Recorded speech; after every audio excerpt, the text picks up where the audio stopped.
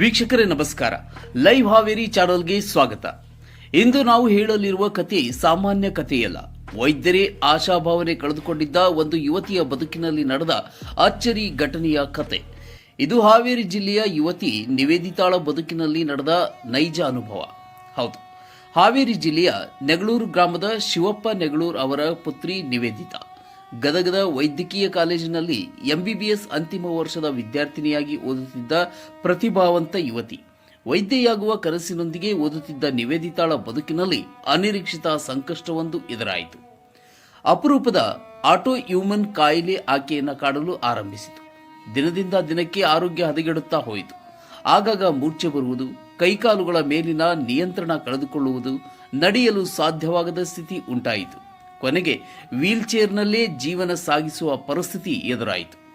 ಮಗಳ ಸ್ಥಿತಿಯನ್ನು ಕಂಡು ಕುಟುಂಬ ಕಂಗಾಲಾಯಿತು. ಚೇತರಿಸಿಕೊಳ್ಳಲಿ ಎಂಬ ಆಶಯದಿಂದ ಹಲವು ಪ್ರತಿಷ್ಠಿತ ಆಸ್ಪತ್ರೆಗಳ ಮೊರೆ ಹೋದರು. ಮಣಿಪಾಲ್ ಸೇರಿದಂತೆ ಅನೇಕ ದೊಡ್ಡ ಆಸ್ಪತ್ರೆಗಳಲ್ಲಿ ಚಿಕಿತ್ಸೆ ಕೊಡಿಸಿದರು. ಲಕ್ಷಾಂತರ ರೂಪಾಯಿ ವೆಚ್ಚ ಮಾಡಿದರೂ ನಿರೀಕ್ಷಿತ ಫಲ ಸಿಗಲಿಲ್ಲ. ವೈದ್ಯರು ಚಿಕಿತ್ಸೆ ಮುಂದುವರಿಸಿದರೂ ಸಂಪೂರ್ಣ ಗುಣಮುಖವಾಗುವ ಭರವಸೆ ನೀಡಲು ಸಾಧ್ಯವಾಗದ ಪರಿಸ್ಥಿತಿ ನಿರ್ಮಾಣವಾಗಿತ್ತು. ಕುಟುಂಬದವರು ಎಲ್ಲ ರೀತಿಯ ಪ್ರಯತ್ನಗಳನ್ನು ಮಾಡಿದ ಬಳಿಕ ಕೊನೆಗೆ ಭಗವಂತನ ಮೊರೆ ಹೋಗಲು ನಿರ್ಧರಿಸಿದರು. ಇದೇ ವೇಳೆ ಹೊಸರೀತಿಯ ರಾಯರ ಮಠಕ್ಕೆ ಸುಬುಧೇಂದ್ರ ತೀರ್ಥ ಶ್ರೀಗಳು ಆಗಮಿಸಿದ್ದರು. ನಿವೇದಿತಾಳ ಕುಟುಂಬವು ಆಕೆಯನ್ನ ಶ್ರೀಗಳ ದರ್ಶನಕ್ಕೆ ಕರೆದೊಯ್ದಿತು. ಶ್ರೀಗಳ ಮುಂದೆ ನಿವೇದಿತಾಳ ಆರೋಗ್ಯ ಸಮಸ್ಯೆಯನ್ನ ವಿವರಿಸಲಾಯಿತು.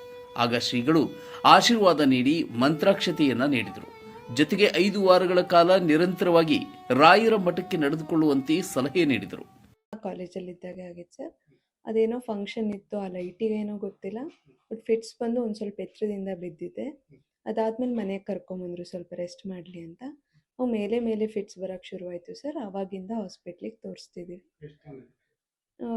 ಈಗ ಎಷ್ಟು 7 ತಿಂಗಳಿಂದ ಜನವರಿಯಿಂದ ಇದು ಆಗಸ್ಟ್ ತನಕ ಹಾಸ್ಪಿಟ್ಲಿಗೆ ತೋರಿಸ್ಕೊತಾನೆ ಇದ್ದೀವಿ ಸರ್. ನನಗಾಗಿದ್ದು ಇದ್ರ ಪ್ರಕಾರ ನನಗಾಗಿದ್ದು ಏನು ಆಯಿತು ಮಿರಾಕಲ್.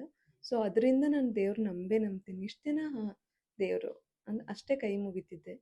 ಬಟ್ ಇವಾಗ ಹಂಗಲ್ಲ, ದೇವ್ರಿದ್ದಾನೆ, ನಂಬಬೇಕು, ನಂಬಿದ್ರೆ ಎಲ್ಲ ಆಗುತ್ತೆ, ಈ ಥರ ನಂಬಿಕೆ ಇದೆ ಸರ್ ದೇವ್ರ ಮೇಲೆ. ಕುಟುಂಬವು ಭಕ್ತಿಯಿಂದ ಆ ಸಲಹೆಯನ್ನ ಪಾಲಿಸಲು ಆರಂಭಿಸಿತು. ಅಚ್ಚರಿಯ ಸಂಗತಿ ಎಂದರೆ ಕೇವಲ 3 ವಾರಗಳಲ್ಲೇ ನಿವೇದಿತಾಳ ಆರೋಗ್ಯದಲ್ಲಿ ಗಮನಾರ್ಹ ಬದಲಾವಣೆ ಕಾಣಿಸತೊಡಗಿತು. ವೀಲ್ ಚೇರ್ನಲ್ಲಿದ್ದ ಯುವತಿ ನಿಧಾನವಾಗಿ ಚೇತರಿಸಿಕೊಳ್ಳಲು ಆರಂಭಿಸಿದಳು. ಕೈಕಾಲುಗಳಲ್ಲಿ ಶಕ್ತಿ ಮರಳಿ ಬಂತು. ಆರೋಗ್ಯವೂ ಸುಧಾರಿಸತೊಡಗಿತು. ಇಂದು ನಿವೇದಿತಾ ಮತ್ತೆ ಸಾಮಾನ್ಯ ಜೀವನದತ್ತ ಹೆಜ್ಜೆ ಇಡುತ್ತಿದ್ದಾಳೆ. ವೈದ್ಯಕೀಯ ಶಿಕ್ಷಣವನ್ನು ಮುಂದುವರಿಸುತ್ತಿದ್ದಾಳೆ. ಮಗಳ ಈ ಚೇತರಿಕೆಯನ್ನ ಕಂಡು ಕುಟುಂಬದವರು ಇದು ರಾಯರ ಕೃಪೆಯಿಂದಲೇ ಸಾಧ್ಯವಾಗಿದೆ ಎಂದು ಭಾವುಕರಾಗಿದ್ದಾರೆ. ಅಜ್ಜಾರ ಕಡೆಯಿಂದ ಆಶೀರ್ವಾದ ಆಯಿತು. ಅವ್ರು ನಿಂತ್ಕೊಂಡು ಹೇಳಿದ್ರು ಏನಾಗಿತ್ತು ಅಂತ ಕೇಳಿದ್ರೆ ಅವ್ರು ನಡೆಯೋಕೆ ಆಗ್ತಾ ಇಲ್ಲ ಗುರುಜಿ ಅಂತ ಅಂದ್ವಿ. ಆಗುತ್ತೆ, ಹುಷಾರಾಗ್ತಾಳೆ, ಒಂದು 5 ವಾರ ಅಜ್ಜಾರ ಮಠಕ್ಕೆ ನಡ್ಕೋರಿ ಅಂತ ಹೇಳಿ ಅವಳಿಗೆ ಅಕ್ಷತೆ ಹಾಕಿ ಮಂತ್ರಾಕ್ಷತೆನ ಒಂದು ಅಜ್ಜಾರ ಗುರ್ರಾಯರ ಫೋಟೋ ಕೊಟ್ಟು ಹೇಳಿ ಹೋದರು. ನಾವು 3 ವಾರ ನಡ್ಕೊಂಡ್ವಿ. 1 ವಾರ ಗ್ಯಾಪ್ ಹೋಗಲಿಲ್ಲ ನಮ್ಗೆ. 3ನೇ ವಾರಕ್ಕೆ ಅವತ್ತು 1ನೇ ವಾರದಾಗ ಅಲ್ಲಿ ಮಗಳನ್ನ ಎದ್ದು ನಿಲ್ಸಕ್ಕೆ ಇಲ್ಲಿಂದನೇ 2 ಹೆಜ್ಜೆ ನಡ್ಕೊಂಡು ಹೋಗ್ಲಿ ಅಂತ ಮಠದಾಗ ಎಲ್ಲರೂ ಪ್ರಯತ್ನ ಮಾಡಿದ್ರು. ಆದರೆ ಆಗಲಿಲ್ಲ. ಅವಳಿಗೆ ಎದ್ದು ನಿಲ್ಲು ಒಂದು ಹೆಜ್ಜೆನೂ ಎತ್ತಿಡೋಕೆ ಆಗಲಿಲ್ಲ. ಅದೇ 3ನೇ ವಾರ ಹೆಜ್ಜೆನ ನಡ್ಕೊಂಡು ಅಜ್ಜಾರ ಮಠಕ್ಕೆ ಬಂದ್ಲು. ಅದರಿಂದ ನಮ್ಗೆ ಒಳ್ಳೇದಾಯಿತು. ಗುರು ರಾಯರಿದ್ದಾರ, ಐತೆ ಅಜ್ಜಾರ ಪವಾಡ, ದೇವ್ರನ್ನ ನಂಬಬೇಕು, ರಾಯರಿದ್ದಾರ ಅಂತ ಗೊತ್ತಾಯ್ತು. ಒಮ್ಮೆ ಬದುಕುಳಿಯುವ ಭರವಸೆಯೇ ಇಲ್ಲ ಎಂದು ಕಳವಳಗೊಂಡಿದ್ದ ಕುಟುಂಬಕ್ಕೆ ಇಂದು ಹೊಸ ಆಶಾಕಿರಣ ಮೂಡಿದೆ.